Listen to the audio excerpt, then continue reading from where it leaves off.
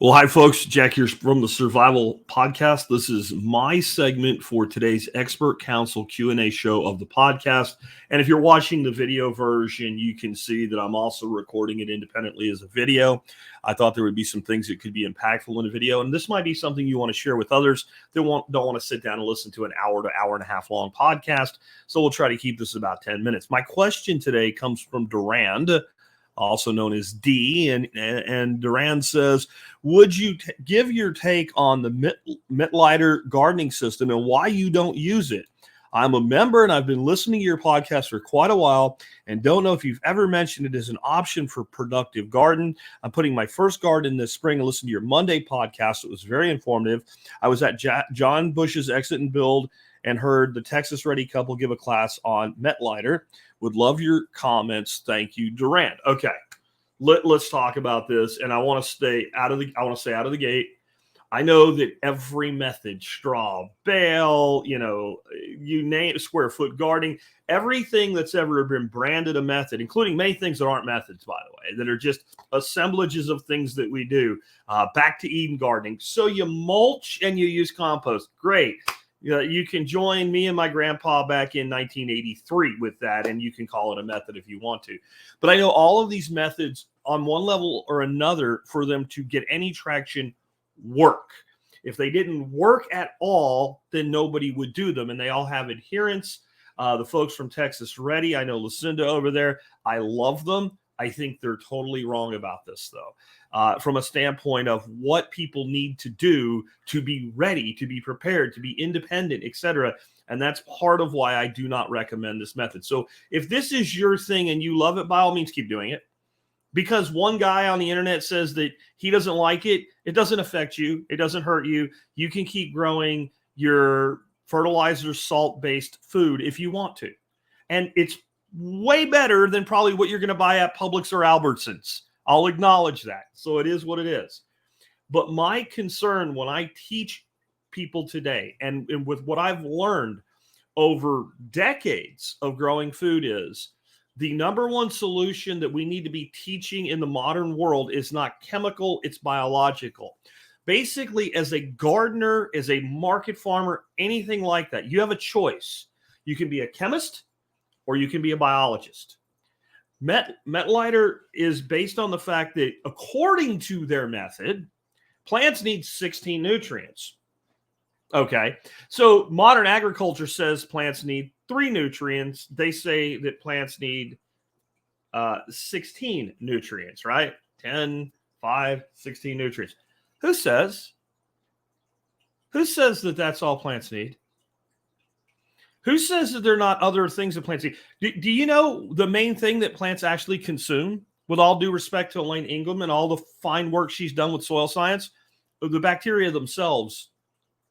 Matt Powers has done work that has shown us through biology that plants actually kill and consume the bacteria that we have a forethought. Well, they have this symbiotic relationship. The little bacteria gets its little goo from the plant and it poops out and it gives the plant. No, Matt's got microscopic images of plant roots literally exploding and consuming bacteria.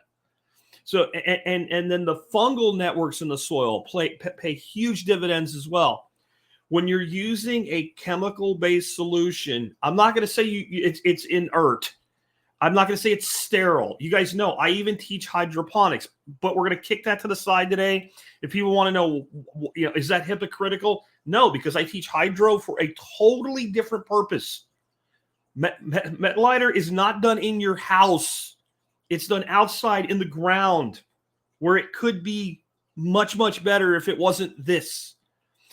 What happens when you're using this method is you're actually mixing up these chemical cocktails specifically for individual plants. So like your tomatoes are in this section, and we're going to do a specific 16 nutrient blend for tomatoes. And then we're going to do that for peppers, which will probably be really similar, but then a different one for carrots or whatever. And I'm not going to say that the yields aren't good, but I'm about to show you that you don't need this chemistry to make these yields. I'll show you some of mine, right? It's all from pure organic stuff. But everything that's wrong with agriculture today is because we turned to chemistry and turned our back on biology. When I pull a plant out of my garden because it's done for the year, I want to see earthworms everywhere. I want biology everywhere. If I go out at night, I want to, in the summertime after a rain, I want to hear what sounds like little seashells going back down into the beach when the water comes up and washes them out, little coquina clams. That's earthworms, following the principle of everything gardens in my garden. I also do not want to be dependent. So I'm going to say, I don't say anybody's wrong for growing their own food, no matter what method they pick, unless they're doing big chem ag and they're just polluting the hell out of everything. But you're using fertilizer salts. And I've heard people in this method try to talk around it. You can't. You're using fertilizer salts and you're using it continuously through the season unlike hydro where you control where it goes, in an uncontrolled environment where it runs off into the surrounding ecosystems. It's not the best solution for ecology on your entire property. It's not horrible. You're not an awful person, but it's not horrible, but you are dependent. So if you're going to do it, then I would say you should figure out how much chemical you need, and you should store at least 3 years worth of it. So if there's a supply disruption, you can keep growing your food. I've also heard some other people talk about it, say, hey, well, if it gets people started and in the middle of things, all of a sudden they can't get their stuff, it'll be okay. They'll start using compost. Oh, really? How long does it take to make compost? How long does it take to learn how to make really good, high-quality compost? How many people have made what they thought was good compost, threw it in their garden, and nothing grew? That's why people gravitate to these, basically take a pill, solve your problem solutions. That's what this is. It's not horrible. It's just not the best case scenario. Let's talk about, because this is what sells it, right? People are like, oh, look at my yields. Look at my production. Okay, let's look at my yields. And nothing that you're about to see if you're watching this video while I talk is anything that used any chemicals whatsoever. Looking at my garden right there. And again, for those on the audio, you may want to pull this video up to look. But that's my garden. And in the back, you're looking at, those are tomatoes. And this is midsummer when most people's production in Texas go to crap. And they're up and growing over. And some of those tomato towers, basically, they're just growing up cattle panels. They have 10, 12 foot of growth on them, and they're covered in tomatoes. If you look, everyone else shows things big. So there's shard there that's bigger than my head. And, I really care more about what you're eating. This is 100% produced on my back property, except for the adult cocktails.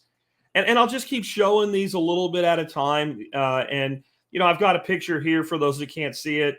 It's a bunch of cabbage worms being consumed by a jumper spider on my property, because everything in my gardens is designed with diversity and never not providing nature what it needs and doing everything naturally. And that's why I have predators in my garden.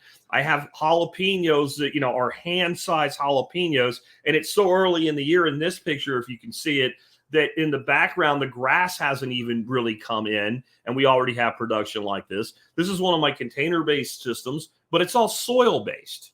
It's all soil-based. And it's just, how much production do you need? I have nasturtiums I grow every year with leaves on them that we use like spring roll wrappers that are the size of my hands, right?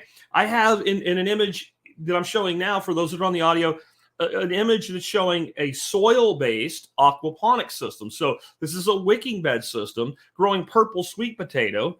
The vines cascade down about 6 feet, then they go around the back, and in the center, if you look close enough at the image, you'll see going up about 14 feet into a tree that's about 10 feet away from where they're growing, in a 50-gallon stock tank, by the way, going 15 foot up the center of a tree. And this is all biology. And all I'll say is, if you can get the kind of results that I'm talking about and demonstrating in this video, if you can get these results without being dependent on chemicals, then doesn't it make more sense to do that than do a method that is going to make you 100% dependent on chemicals to do your thing? Now, I'm not one of these weird people. Chemicals. Like every chemical's bad. Water is a chemical, right? H2O, dihydrogen monoxide. Oh my God. Like, I don't mean it as in anything that is a chemical is bad, because you're made of chemicals. But the chemicals that you made of are naturally assembled into a form of biology we call a human being. I want my soil profile that my plants grow in to mimic my body, to be natural assemblies of chemical profiles based on biology. We can use chemistry to understand it, but we want to use biology to implement it. On your property right now, or within, a small walk from where you live, there are weeds that you can cut and ferment and make plant juice out of and use as fertilizers for free. It's not even hard to do.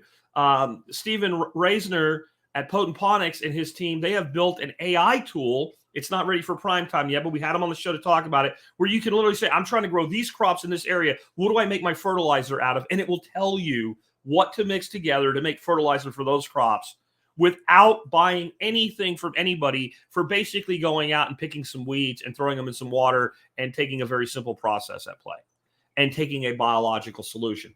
The last image I'm going to put up, I've shown this a lot of times over the past couple of months since I released my bioreactor composting course.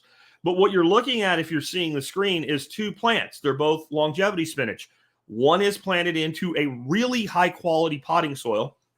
And I guarantee you that potting soil has more nitrogen, phosphorus, and potassium than my compost. I guarantee you it has all the trace elements and minerals, because it's made with things like kelp meal and stuff like that. This is an organic solution, but it is fine-tuned. This is a soil that is used by a lot of commercial organic growers, people that produce microgreens at scale to restaurants, etc. It's made by a company called Fox Farm. There's nothing wrong with it. And it is, while it's all organic, it's a chemical solution in that, and when I say solution, I don't mean like a suspended solution. I mean like a solution to a problem. It's a chemical solution, as they said, what do plants need? Well, we'll go get all the organic things that have the things plants need, what they crave, not Brawando, right? But they actually crave, and put them in one, and they made a really good mix.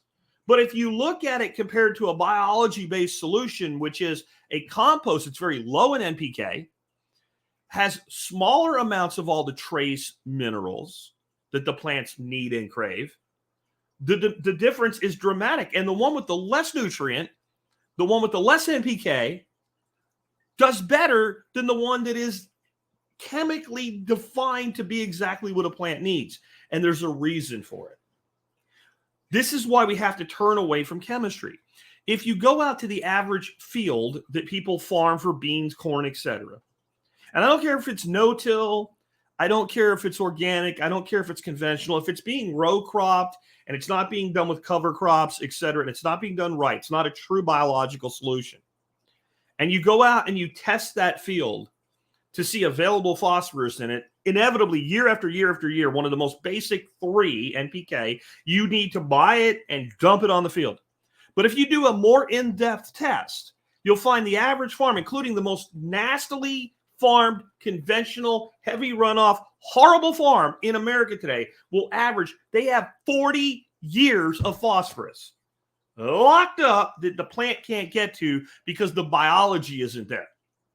All you're doing is ramping up the chemistry with this method to a much higher level. So you're making sure all the nutrients always there. You're constantly making additions and adjustments. It's not like you set this up and then you grow for a season, and at the end of the season you're done, and then you do it again next year. It's a continuous method, if you want to call it that, throughout, where you're always, adding this and adding that and what have you. Where the methods that we teach, you do it in the beginning of the year, you plant your crops, maybe mid-season one time you add some additional fertility.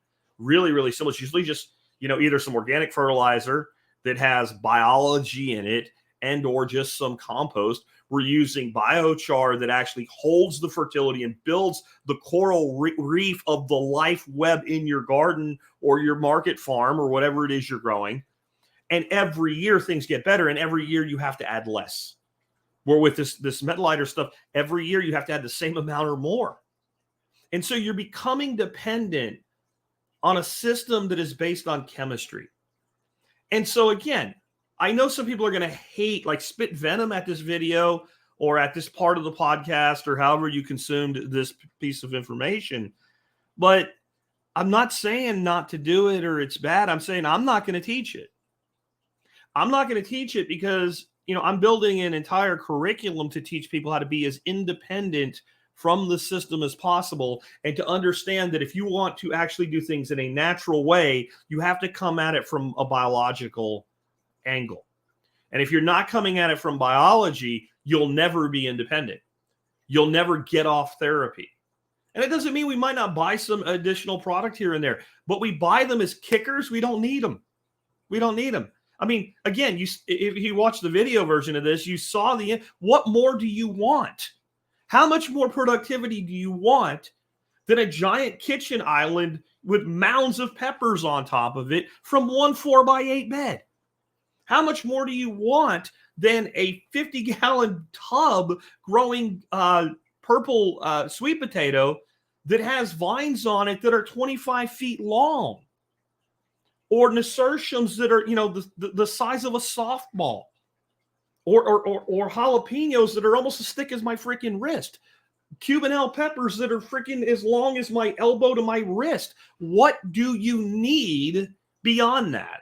And if that can be done with biology, why in the world would you want to spend your time and your effort and your energy learning a chemistry-based solution when you could learn a biology-based solution that would give you permanent ability to go anywhere in any situation, assess what you have, and develop a solution that you can implement across time and always improve soil quality nonstop with no runoff to cause any pollution problems whatsoever anywhere? Now, I know your little garden with 10 Mittleider beds or whatever is not the reason that the Mississippi River is destroying the Gulf of Mexico. I'm not an eco freak. I'm a big-time ecologist. I'm very concerned about conservation of resources and fixing the ecology of this planet. But I know if we're going to do that, it's a bottom-up solution. The top is capped, right? The academics won't admit they're wrong. The people selling the chemicals won't admit they're wrong. The people selling the giant combines are not going to admit they're wrong. All the people profiting off of what we're doing won't admit they're wrong. So if you're going to go out and tell a farmer, hey, you need to do a more natural approach, and then he turns around in your backyard, you're growing a chemically based, basically you're doing hydroponics in the ground, right? With no control of what happens to the excess nutrient. That's what you're doing. And all the people in that method, they can try to talk around it. I won't put them down as bad people or anything. I'm not going to say they're destroying the planet. But if you really want to scale production, you can either do it with what you already have or you can continuously buy a solution. This is why I recommend you definitely take my compost course. It's $40. That'll cost you less than a bunch of chemicals. And in a year's time of going through one cycle, you'll be able to produce more than anybody with any chemical-based system can ever produce per square foot. And it'll get better every year, and you'll have complete freedom from a supply line that isn't really what you want to be tied to in the first place. And you'll be able to scale up or down as much as you want to because your cost of scaling will only have to do with your labor input for ground prep and your labor input for how much compost you make. And, we can make 300 pounds of compost, and we can use that to treat an acre of ground. Do that with Mittleider and something from a bag. Then maybe I'll be interested in what those folks have to say. Again, it is an unnatural solution to a problem that has been created by unnatural solutions. Just my thoughts. Again, you can feel free to do whatever you want with that information. I won't hold it against you if you have a different opinion.